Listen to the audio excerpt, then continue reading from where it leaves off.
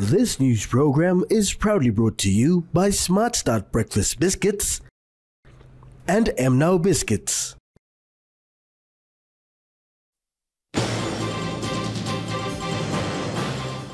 PMV drivers request for proper Gordon's bus stop. LLG elections and census scheduled for this year. And SMEs seen as a solution to unemployment.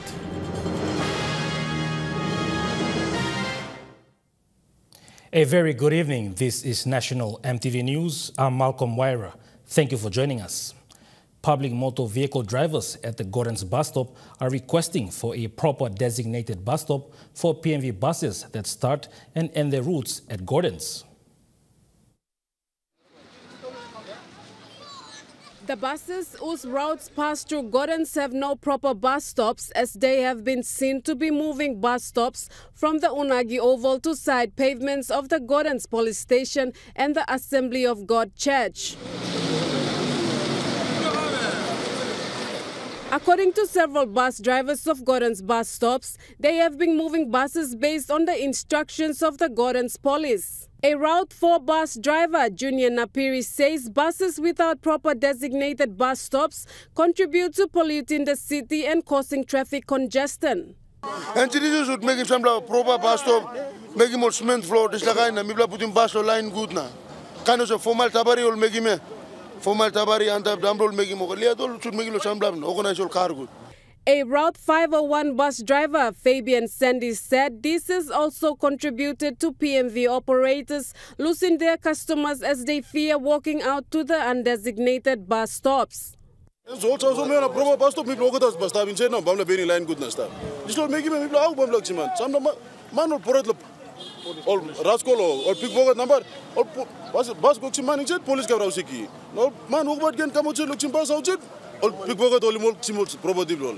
Meanwhile, a security officer from the Pacific Corporate Security, Michael Pelago, raised concerns on the need for more security in the Gordon's Market area.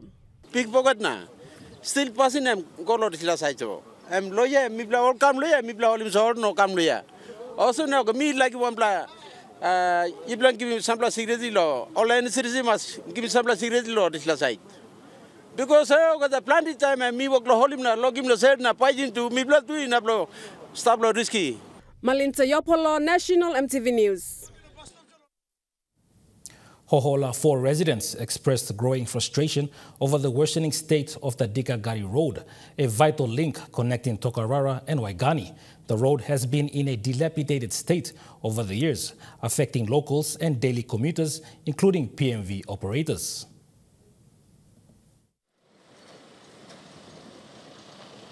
Dikagari Road is one of the main roads linking all the suburbs to Tokarara and Waigani. It has been deteriorating for the last 30 plus years.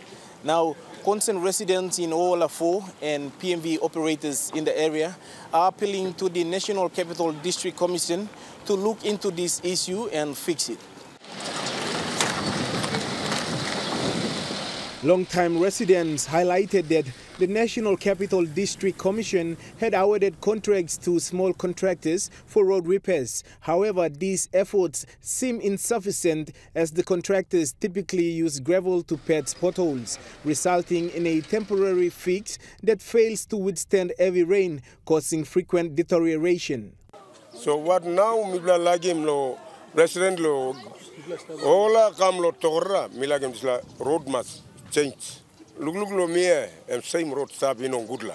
Some blablo must be area and change finish. Road and change finish. So lo here stop on same yet. There has been no comprehensive initiative to address and seal the road permanently. PMV operators relying on this crucial route daily find their operation significantly affected due to the road's deteriorating condition. People must be northwest. Concern must like a good road condition. Must stop. Na like him all customer mibla carry around masiran. Also feel free now. Amamas now can have him trip roll. The deteriorating road isn't just a transportation issue. It has given rise to a surge in petty crimes. Travelers are increasingly falling victim to phone snatching and car theft, with the road's poor condition creating an environment conducive to criminal activities. As residents and motorists continue to deal with this deteriorating infrastructure, they are appealing to the National Capital District Commission to urgently work on an action and a comprehensive road improvement plan to fix and seal the road completely. Louis Maingu, National Emtv News. For the year 2024, several important national events are scheduled for this year. Among those include the long overdue National Population Census and the local level government elections. Speaking to the media after the public service dedication, Prime Minister James Marape says the National Population Census will provide a good opportunity to engage youths around the country to assist in carrying out the census. The youths will be engaged in population enumerations, a county on family in the first instance. So youths will be also mobilized to assist public servants to do our census and for population enumeration. It will not just be population enumeration, we will try to look deeper into the character of our populations and the various aspect of our country as a good quality census should do. The last census was carried out in 2011 and was supposed to be carried out again after a decade or 10 years. However, it has been postponed numerous times up until this year. So the census will be retired this year, so we put a finger on the exact population in our country. And after this one, we will go into the LNG elections. The local level government elections are expected to cost the government over 200 million kina, while the national census is around 150 million kina. For the LLG elections, the writs are scheduled to open on the 4th of June and polling is expected to start on the 24th of August and end on the 6th of September.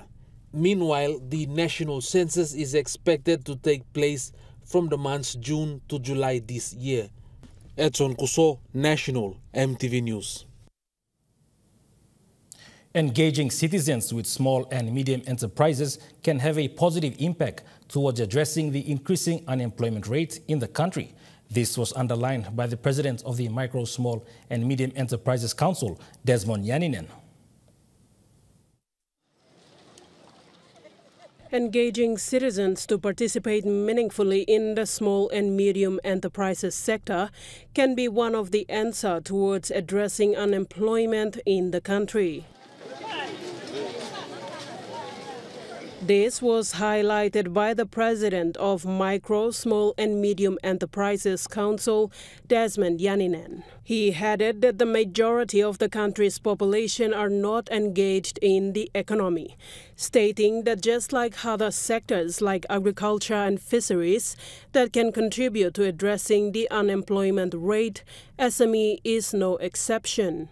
If we want to improve living standards, if we want to make Papua New Guinea a better place, we've got to be able to provide income-generating opportunities to our people. And this is either through agriculture or through tourism, or through SME activities. And so that is why it's really, really important for the government to be able to provide opportunities. In a recent visit by this newsroom to one of the SME mall in the nation's capital, the question of how many people employed in their SME was posed. This was the reply from one of the SME retailer.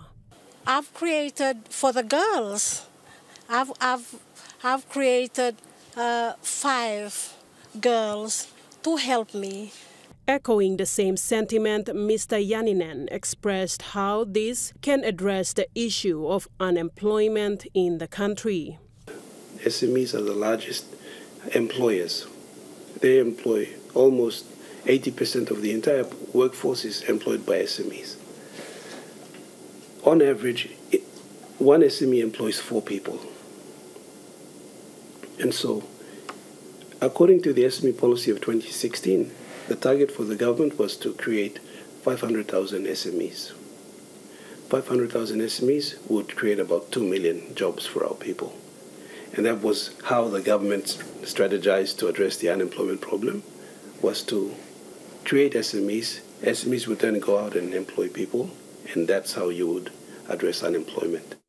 Sharon Engnui, National Emtv News. President for the Micro, Small and Medium Enterprises Council, Desmond Yaninen, allayed public criticisms of the inaccessibility of the concessional loan facility that the Marape Rosso government introduced. He pointed out that it is an accessible and flexible facility. Despite public's critics surrounding the inaccessibility to access the concessional loan of 200 million kina made available by the national government annually to the commercial bank, the facility is quite accessible and flexible, as explained by the president of the Micro, Small and Medium Enterprises Council, Desmond Yaninen, especially with the Bank of South Pacific. All BSP requires in order to access the 100 million that's there at BSP, all they require is for you to be a customer at BSP and to transact with them. So when your business makes money, you deposit, and then when you want to make purchases, you use your bank account to pay for things. So when you do that over a period of time, they'll be able to see that, yes, you're operating, and then they can give you funding. And the funding, they can give you up to 500,000 kina without any equity or security. So that's a very concessional facility there. President Yaninen indicated that other banks have security requirements that hinders most of the SMEs to have access to the loan. However, he also stated that the government have established a credit guarantee cooperation with the central bank with the funding of 50 million kina to help SMEs with this. One of the requirements when you go to borrow from a bank, they will ask you to provide some form of security. Security is an asset, so it'll probably be a house or a car or anything like that. A lot of SMEs are not able to put up those kind of assets, that security. So because they fail to meet the security requirements of the bank, their loans get declined. So the government, Prime Minister Marape and his government have set up the Credit Guarantee Corporation. They've put in about 50 million kina worth of funding into it, and that entity is now going to be able to provide partial guarantees. The president then commended the national government for taking on board Mama Bank to deliver this vital service, highlighting that microbanks plays a significant role towards the positive increase in the financial inclusion statistics. Sharon Engnui, National Emtv News. National Emtv News continues after the break. Stay with us.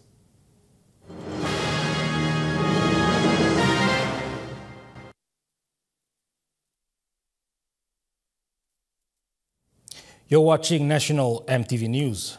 From its humble beginnings, City Pharmacy has grown from strength to strength.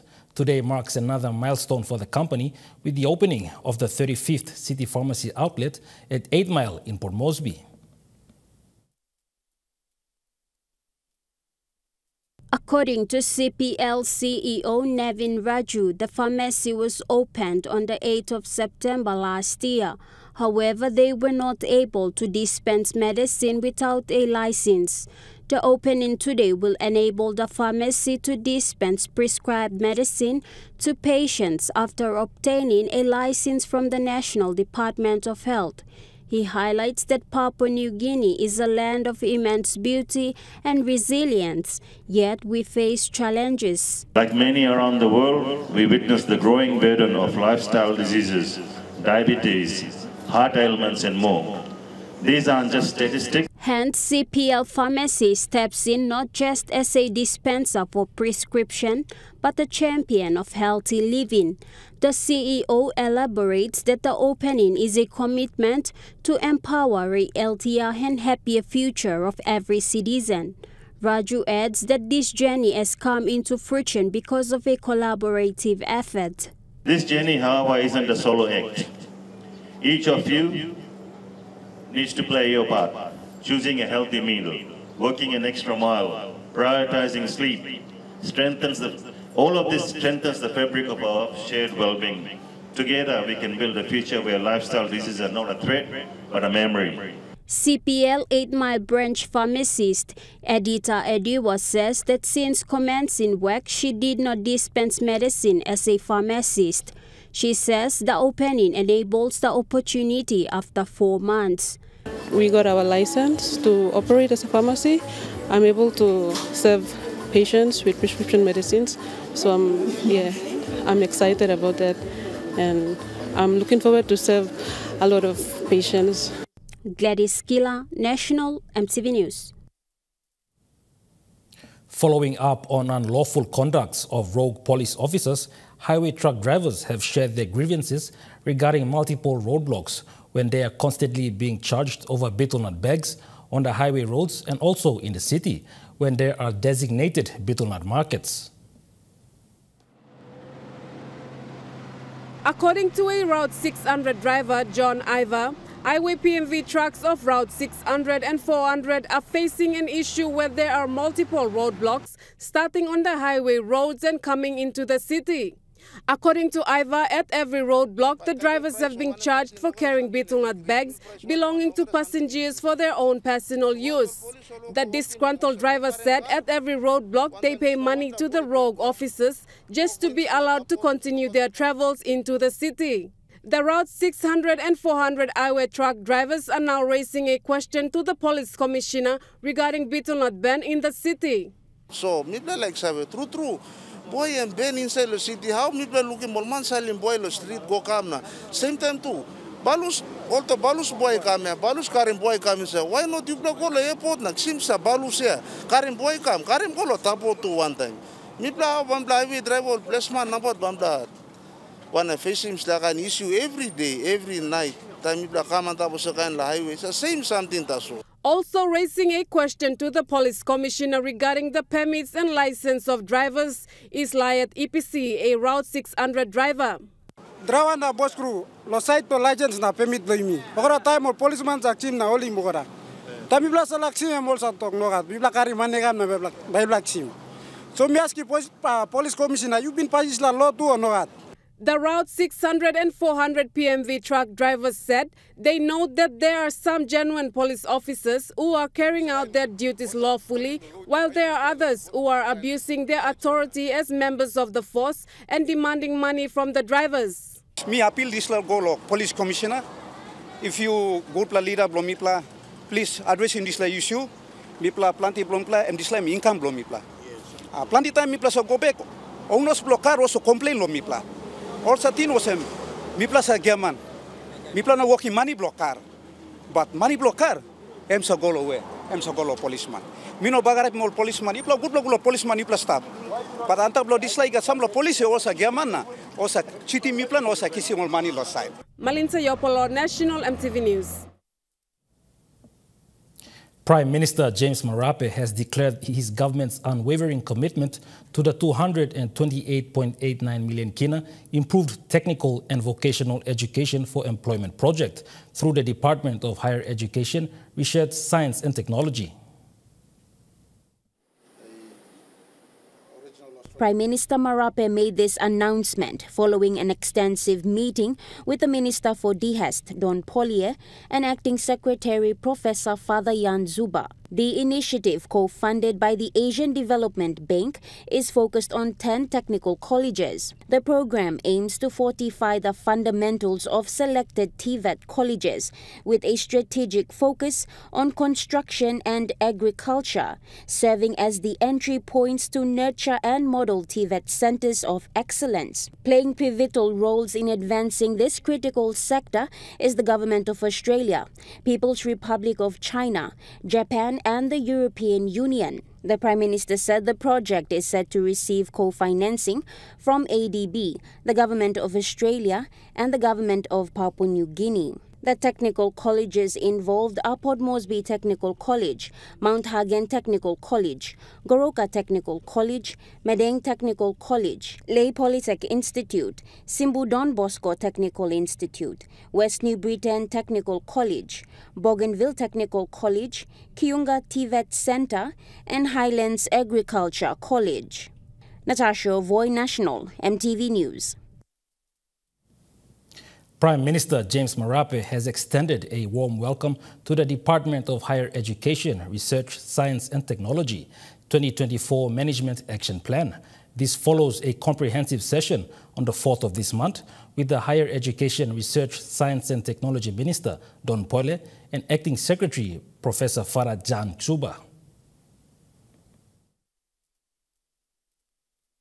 Elevating the advancement made throughout the year 2023 in the higher education sector was the objective, with discussions on the implementation of the 2024 map for the department. The plan will facilitate the creation of additional space in the higher education institutions to accommodate the increasing number of grade 12 school leavers. This involves establishing elevated standards of education and welcoming private higher education institutions to complement government schools. Marape noted that the map recognizes the ongoing reform in the higher education sector geared towards achieving the government's development objectives for enhancing access, improving quality and ensuring students' success, and urged for collaboration and support from key government agencies as well as development partners to collectively realize the transformative benefits for the future.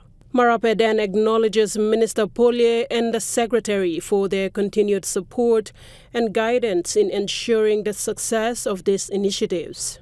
Sharon Engnui, National, MTV News. In a display of entrepreneurship, the youths of Rigo living in Port Moresby have found a unique way to make ends meet by tinting car windows. MTV caught up with these individuals to gain an insight into their business venture.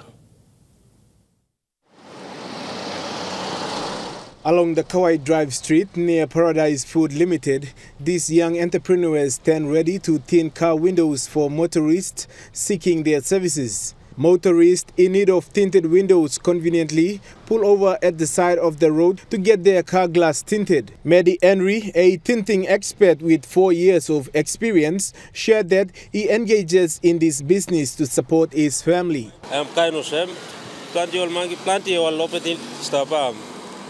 So you jump among you round, you walking slakan passing still slakan. I'm no good black kind of now me bla walk at least me bla survive na stop. Paini wam bla 1 kina 2 kina blumdalo. Kaigen slakan. The group typically charges customers between 150 kina to 250 kina, depending on the size of the vehicle. MTV was fortunate to interview some of their regular customers who expressed appreciation for the quality service provided by these youths. Every day or next day, on Sunday, come up the inside and come solo. Give support long all, living long all, stuff, city of times. 3 years, I miss out come there. Because me recommending work blow, I'm also working quality. The quality quantity where you me sagolo, ela motos na, all nara la motos one can work to make him less. So me recommending work blow, me prefer more so all right. So me say come there. The satisfied customers recommended the tinting services to other vehicle owners looking to enhance the appearance and privacy of their cars. Louis Maingu, National, MTV News. Now we take a look at the Nest Fund market report. The kina closed lower at $0.2681 US in the interbank market. At Bank South Pacific, your kina was buying 0.2606, 0.3851 Australian dollars, 0.2304 euro, 37.31 Japanese yen. Looking at the commodity prices at New York closed, gold is trading lower, coffee closed lower, cocoa closed lower, copra closed lower, palm oil closed lower, crude oil is trading higher, copper closed lower. And looking at the stock market, the Dow Jones closed lower, the ASX 200 is trading lower, the All Ordinaries is trading lower. National MTV News continues after the break. Stay with us.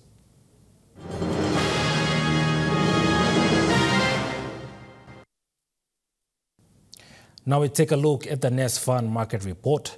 The kina closed lower at $0.2681 in the interbank market.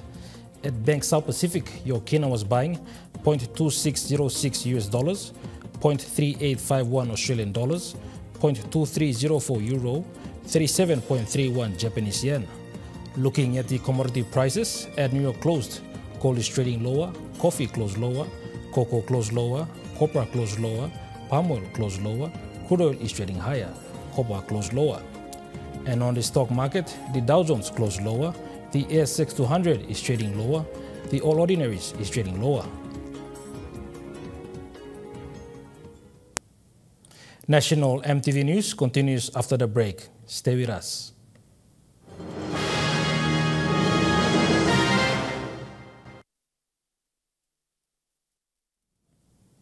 You're watching National Emtv News.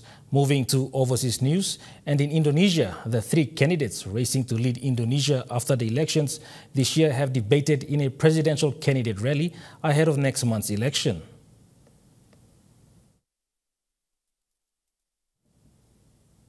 You're watching National Emtv News. Moving to overseas news, and in Indonesia, the three candidates racing to lead Indonesia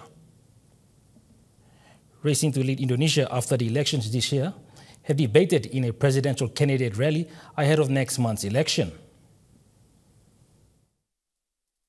In this three-horse race to become Indonesia's next leader, one candidate is shooting ahead. 72-year-old Prabowo Subianto is the poll leader. He has the backing of the outgoing popular president, and for the first time in this second candidate debate, he was asked a lot of questions about Indonesia's foreign policy and the wider region. You have to remember it wasn't that long ago that there were many tensions with Australia about things like asylum seeker votes, terrorism and espionage allegations. But over the past decade or so, things have been considerably more stable. And Prabowo Subianto says he aims to keep it that way. Hubungan internasional. For international relations, the main thing is we have to strengthen Indonesia's economy. We have to protect our wealth. We have to make our people prosperous. And only then will we be respected and heard by other countries. One of the other candidates, Anies Baswedan, he wants Indonesia to take a more active role in the region. He says Indonesia, a country of more than 270 million people, should have a bigger voice in world affairs. But with 5 weeks to go until the polls, you can tell that this election very much remains focused on domestic issues. The Bangladesh opposition leader has boycotted parliament, stating that the elections have been predetermined as the current prime minister is set to lead for the fourth term. Well, the polls may have closed, but the mood in central Dhaka remains unchanged.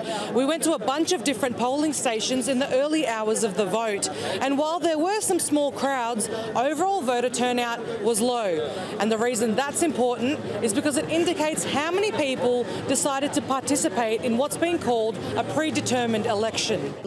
Prime Minister Sheikh Hasina and her government has done a lot of development and good work. I am contesting the election to protect democracy. It does not matter who is participating or not. Prime Minister Sheikh Hasina has essentially been handed another 5 years in power after her government's main opposition, the Bangladesh Nationalist Party, and several others shunned the election. Nobody is voting. Today is a vote day. They are forcing people to come out to vote. They accused the PM of taking control of the country's institutions and rigging the electoral process. Mass rallies were organised in the lead-up to polls, with more than 10,000 protesters arrested, including senior opposition party leaders. There have also been deadly clashes and arson attacks across the country. Even today, hundreds of people could be heard chanting outside Dhaka's press club, encouraging other citizens to boycott the vote. A short distance away, a clash was broken up by armed security forces. Protesters wanted her to resign. Instead, they've got her for another 5 years in power. And it's got many people asking, is Bangladesh turning into a one-party state? Representatives from the Committee to Protect Journalists have spoken out about the Israel-Gaza war, saying that it is the deadliest war ever documented. We have been doing this work for more than 30 years. To give you some idea of the scale, in the first 10 weeks of the war, we documented the deaths of at least 77 journalists in the Israel-Gaza war. That's more journalists that have been killed in any single country over a whole year in any of the last 3 decades. It's significantly more than all of the journalists who were killed worldwide in 2022. Israel needs to explain whether or not these 2 journalists killed yesterday were killed in a drone strike. Drone strikes are supposed to be precision killings. And if that's the case, why then there was a precision killing of 2 journalists? Certainly it's the case that we've seen a number of incidents in which journalists clearly wearing press insignia in areas known to be places where journalists operate have been killed. For example, a Reuters journalist was killed in October in Lebanon when he was with a group of journalists, clearly wearing his press vest, operating in an area that was well known to be an area from which journalists operate. And that follows a pattern, I'm afraid, of killings of journalists by the Israeli army over the past 2 decades.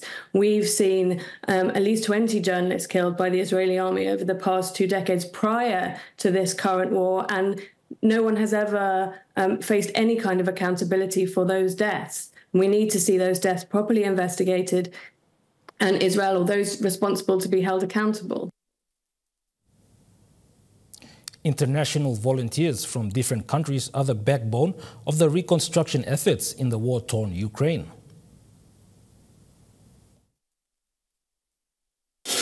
Back in his Townsville workshop, but Manfred Hin's heart is in Ukraine. The 66-year-old builder spent 2023 restoring homes and schools, devastated by Russian attacks. We've been involved in rebuilding 53 houses. We put more than 150 people on the roof. It's a never-ending story, but you can't sit back and do nothing. Raised in post-war Germany, he's been horrified by the scale of human suffering as the conflict stretches on. You make eye contact and it's stuck. It's great to help, but it's also hard to digest, and you see the suffering firsthand, that's when I talk about you see the best and the worst in humankind. His story struck a chord with Hamish Sterling. The Tasmanian carpenter taught himself Ukrainian and stopped working for 3 months to join the restoration effort. Even just the clearing rubble and demolishing a partially destroyed house means that they can rebuild and get on with their lives again, and that means everything when you've got nothing. Manfred Hin won't be in Australia for long. The builder plans to spend the next few months fundraising before returning to Ukraine, where there's still so much work to be done. The average cost of rebuilding a house in Ukraine is $2,500, which is not a lot.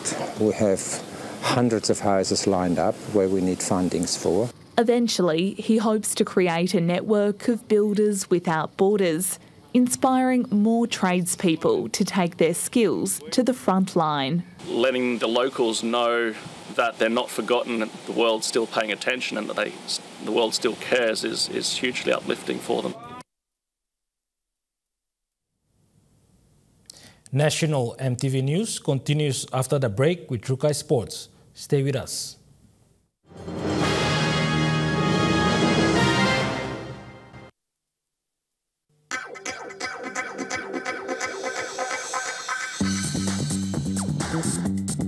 Trukai Sports.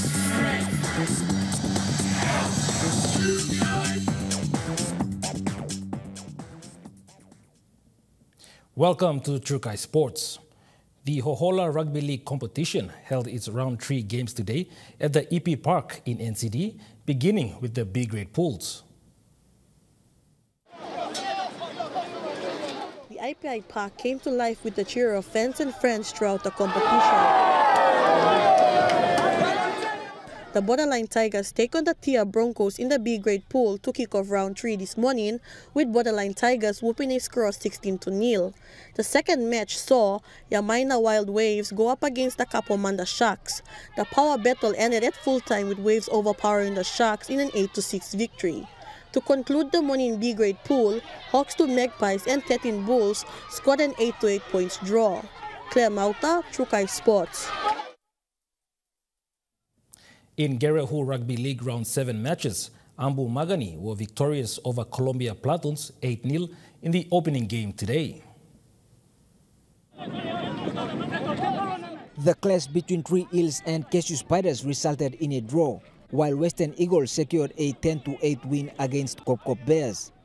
The remaining games included G5 Spartans facing Dusty Blacks and Bulldogs taking on NCCG Tribes. Looking ahead, the finals are scheduled for early February before the school's first term begins, considering most of the players are schoolboys. James Guken, Krukai Sports. Hagen Rural Areas kicked off its semi-finals on Sunday at the Rabiamul Oval in Western Highlands Province. The first game was between Western Highlands Schoolboys and the United Spartans. The halftime score stood at Western Highlands Schoolboys 6 and the United Spartans 0. The first try for the United Spartans was scored after the second half that equalizes 6-6 points for both teams. Both teams display high levels of competition, which led to a full-time draw. The teams were then given 5 minutes each for a golden point to win the game. The United Spartans scored a field goal, whilst Western Highlands Schoolboys scored a winning try that brought the score to 12 points to 7. The full-time score was 14-7 that saw Western Highlands Schoolboys victorious at the end of the match. Schoolboys captain Jamie Pook says the game was challenging, but they managed and he is proud of his team. It's very challenging, quite playing with the boys that they're not mature enough to play in the senior division. Quite very challenging, but we managed to play that far and make it to the finals. I'm very proud of my boys. They're playing very hard. Pook further commended the Western Highlands Governor, Wairapa, for the sport initiative. Claire Mauta, Trukai Sports. Mount Hagen Jets have proven to be champions of the Senior Men's Tokam Cup 2023-2024 season. The Newtown Jets conquered Prum Panthers of Wabeg with a 10-2 scoreline at the Ipus Oval in Enga Province yesterday. The win places man of the match Richard Bill on the spotlight as the outstanding player for the Mount Hagen Jets. His relentless hit-ups against the home team paved the way for his team's classy fullback, David Markop, to score a double to record the victory. Bill earned himself an award of 500 kina as his team lifted the cup in front of a capacity crowd in the Enga provincial capital. In the senior women's division, two sisters, Carrie-Ann and Jenny Wesley, alongside their mother, Noelin, led the Goroka label Tigers to defeat Lupa Kings Zones of Wabek 16-12, winning the major prize. In the men's under-20 finals, Kagamuga Tribesmen downed Wapenamanda KDG Royals with a close 12-10 scoreline to be the Highlands champions of the division. Winners of the three divisions were awarded with the inaugural Tokam Cup, 10,000 kina cash prize each and medallions. The runner-ups walked away with 5,000 kina each. Third placing claimed 2,500 kina, while fourth placing received 1,500 kina each. PNG RFL Chairman Sandy Saka thanked the teams for traveling over to participate in the overall tournament, including the finals, despite media reports about tribal fight-related issues in the province. He said the PNG RFL sanctioned Highlands Confederate Tokam Cup tournament is part of the Rugby League Pathway Development Program, which will be hosted yearly.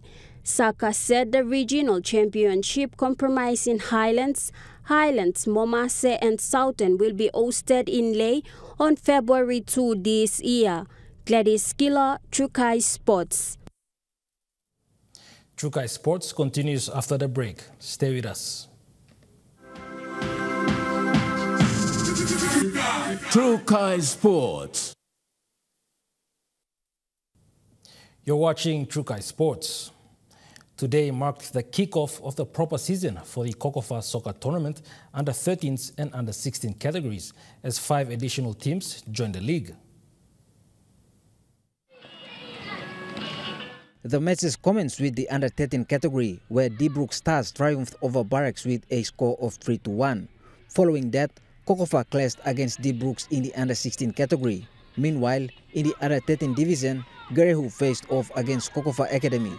As for the under 16 games, Barracks went against Gerehu and Compound 2 competed against Dibrook Stars. One of the newly formed teams, Kokofa Academy, comprises youngsters from around Gordon Secondary School compound, featuring talents like 13-year-old Ricky Niabo and 14-year-old Maboy Sipit. My name is Ricky Niabo. I'm from Oro Melimbe, Bex, Kokofa United. My name is Maboy. I play striker at Kokofa Academy. I want to be a soccer star. James Kuken, Trukai Sport. Moving to overseas sports, the Matildas have suffered a devastating loss, with captain Sam Kerr set to spend an extended period on the sideline after suffering a long-term knee injury. You know, she has had her time on the sidelines with a few injuries in her career. I no doubt know that she has what it takes to come back from this better and stronger, even at her capability and at her, peak performances recently.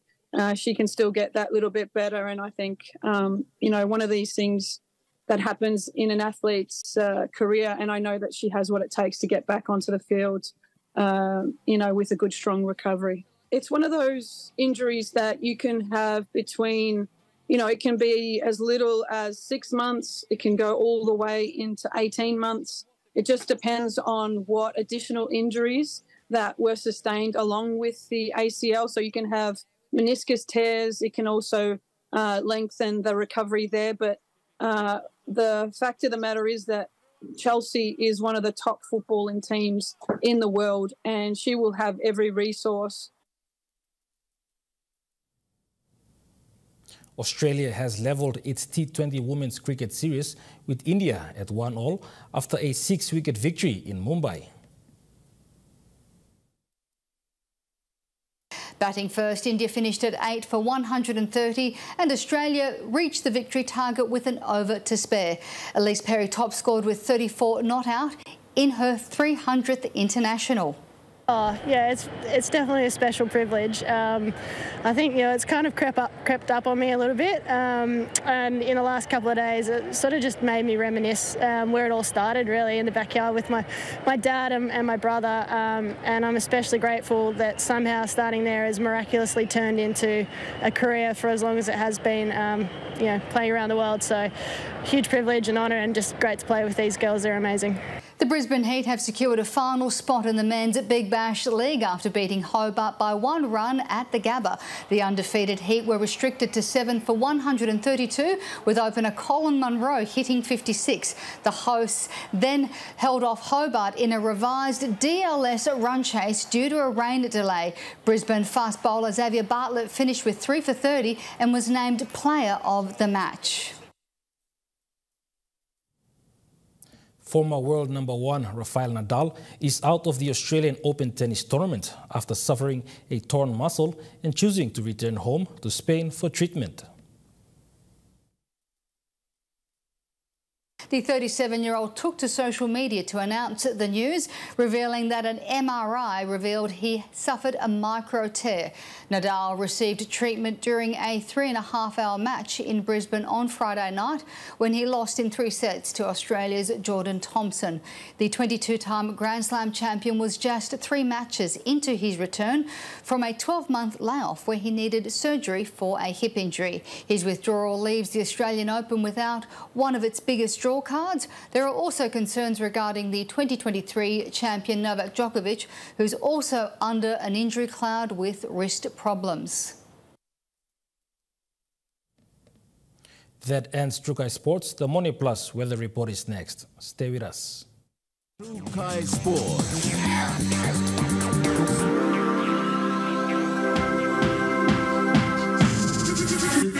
True Kai Sports.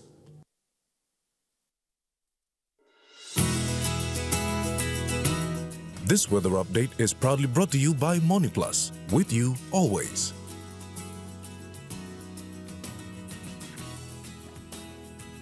The weather forecast for the next 24 hours. For the southern region, Port Moresby City, few showers and possible thunderstorms.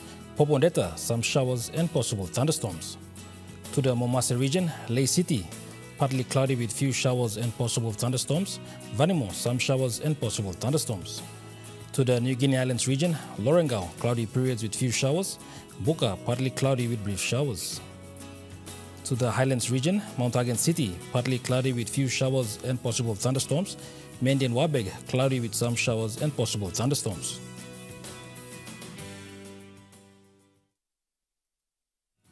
The weather update was proudly brought to you by MoneyPlus, with you always. And that wraps up the news, sports and weather for Monday, the 8th of January, 2024. From all of us here, pleasant viewing. Bye for now.